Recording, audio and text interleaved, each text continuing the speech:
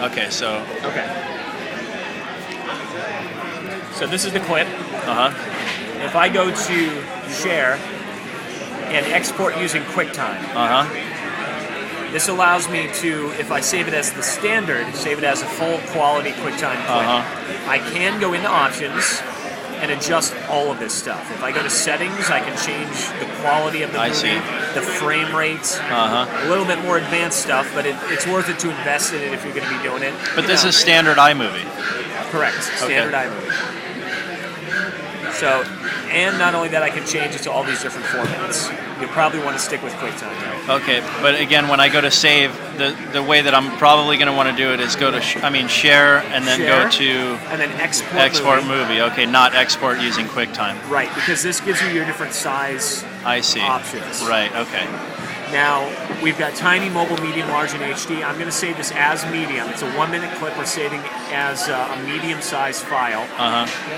So it should be just about a minute or two here as this exports. Which is a lot less time. Right. Because it was 6 minutes before doing it the regular way. Before it was a full quality, it probably would have been too big of a file. You think this file will be enough to play just about full screen and still have a decent resolution? We'll watch it and find out. Okay. And this, now the computer I just bought is a Mac Mini, and I upgraded the RAM or the operation system like a little bit. Okay. But it's a brand new Mac Mini. It was about, I think, $11.50. If that makes sense. Okay. Is that going to do what we're doing right here? Basically, that'll work for what we're doing. Okay.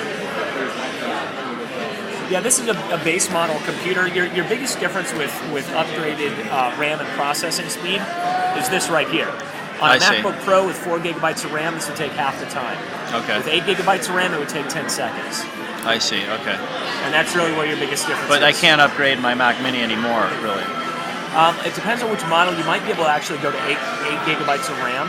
Okay. Ultimately. Okay. So let's take a look at this. This is now saved on the desktop. So here it is. And the default would be saving it to desktop? The default is your movies folder, actually. Oh, okay. So you save it to desktop, basically. Yeah. And I'm just going to double click it to open it here. And it's going to open up in iTunes. Oh, that's pretty decent. So that's pretty decent quality. Yeah, that's pretty good. Let's skip ahead here. Just take a look. Yeah, that's good enough to get what you're to approve it or not. Yeah, and then now here's a little tip for you. If you want to see the stacks on any file or folder, when it's highlighted, press Command I, just like this. Okay. And it's highlighted here, Command I. Okay. And that will actually show you. Oh, what it is. So the size is actually it's 13.2 megabytes, so it's just slightly larger than.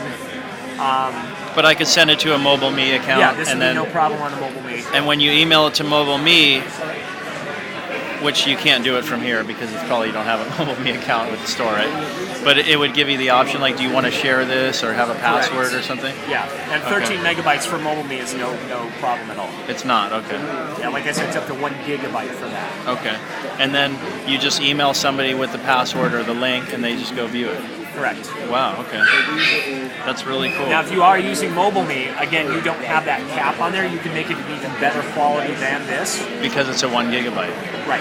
And well, but I'm still transmitting it with like through 3G, at the moment 3G, and then when 4G comes out. So it's kind of like it's not high speed. While, yeah.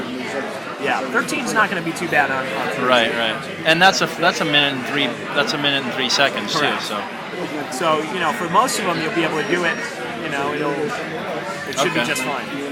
Have you ever heard of the video capture thing or anything like that that I showed you? Like I've heard where you plug there's it in? a lot of different possibilities. They're all pretty standard.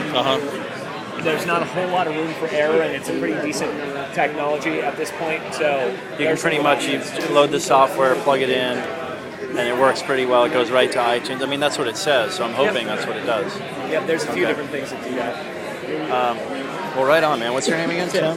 Thank you, Tim. Darren? Damien? Yeah. That was a great help.